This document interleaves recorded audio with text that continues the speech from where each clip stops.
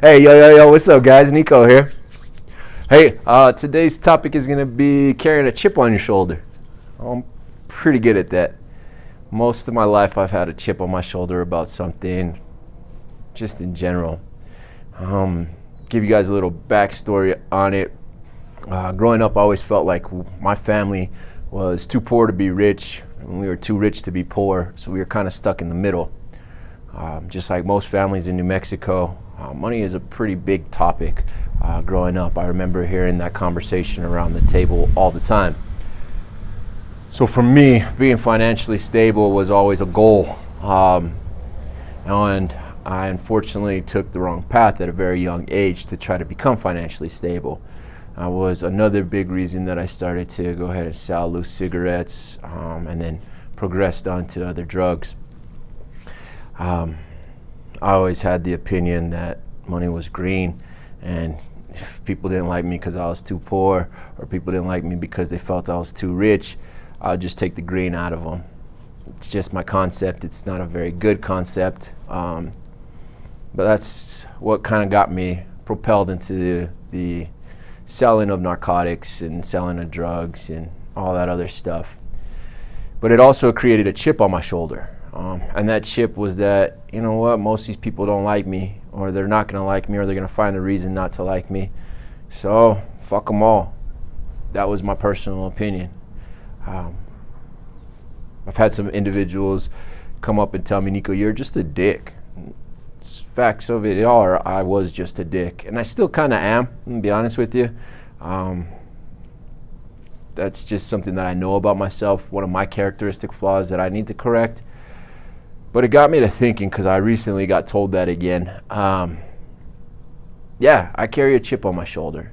But most of my life I've had to carry a chip on my shoulder because either somebody was trying to get over on me, somebody was trying to hustle me. I was always looking out for people who were trying to, quote unquote, come up on something that I was doing. So it forced me to have a chip on my shoulder. Also being in that realm of drug use, active addiction, that whole cycle of stuff, you really have to watch your back a lot more than most people normally have to do. I say all of that because in this transition from recovery into actually promoting recovery and talking about recovery tools, I've had to interact with individuals that are already in the recovery community, and they've been some great interactions. But I've also had to check myself, because normally when someone starts asking me about my past, starts asking me certain questions, I throw up the guards real quick. And those guards are emotional guards, mental guards, and I'm always looking out for, how are you trying to get one over on me? Because for most of my life, that's been the game. Either I'm trying to get one over on somebody, or somebody's trying to get one over on me. Unfortunately, that's not the right way to approach these situations. So I was sitting down with an individual, and they were asking me certain questions, and my guards went up, and I really got thrown off by it. So I went and I sat down with somebody that I know I could trust and I could be vulnerable with, and really express to them what I thought was going on. And this individual, they told me, they're like, Nico, that person wasn't trying to get one over on you. They're curious about what you're doing, because what you're doing is abnormal. I don't feel like I'm anybody special. I don't feel like I'm doing anything special.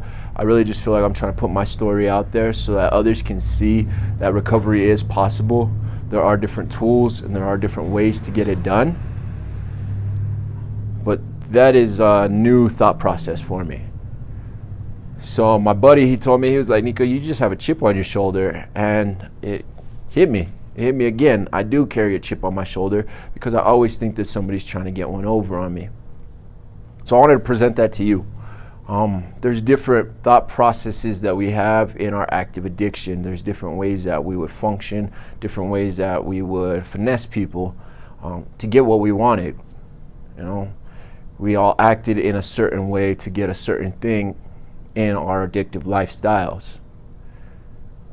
Those same patterns and those same thought processes, they may be helpful in certain situations. especially in that realm of active addiction. But outside of that realm of active addiction, we must take a different approach to it. We must know that not everybody is trying to go ahead, and at least for me, not everybody is trying to get one over on me. Some people are just curious as to what the heck Nico's doing now. My story to me is just my story. To some individuals, it's an abnormal story, and I really had to remember that if you're living in recovery, you're an exception to the rule, because most people don't make it out. Most people end up in the grave or in an institution. So having the extent of some of the things that I've done, and taking it to the places that I've taken it, which again, I don't feel like I'm anybody special, but it shocks some people that I'm here now trying to get certifications with the state, trying to get certain things set up so that I can help others, because ultimately that's what I want to do. It makes people curious. It makes people wonder, well, what's really going on? So if you're in a position where your recovery has you uncomfortable because of the way that certain people are discussing things with you, or the way that certain people are approaching you, I want you to know that that's okay, because we can't take the same chips on our shoulder or the same thought processes that we conducted ourselves inside of active addiction into recovery. We got to go ahead and start changing our approaches, our attitudes on that as well. For me, that's very difficult because I like having a chip on my shoulder personally. I like walking around and not being bothered because I don't like to be bothered.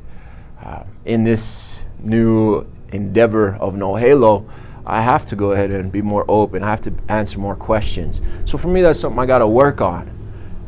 But again, if I figured out that I had to work on this in recovery, then I know that you probably have to work on some sort of approach that you're taking in recovery as well. So I want you to know it's okay.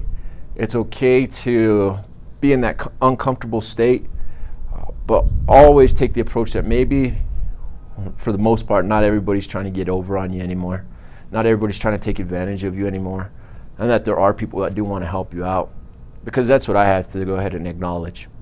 I have to acknowledge that the chip on my shoulder I no longer have to carry. And now it can be something better.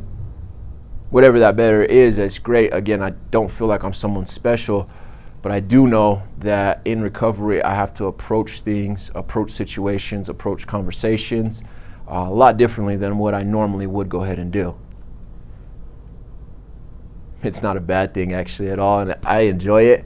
It's something I had to check myself on, because for a long time I walked around with a chip on my shoulder, and now I'd rather just walk around with no halo.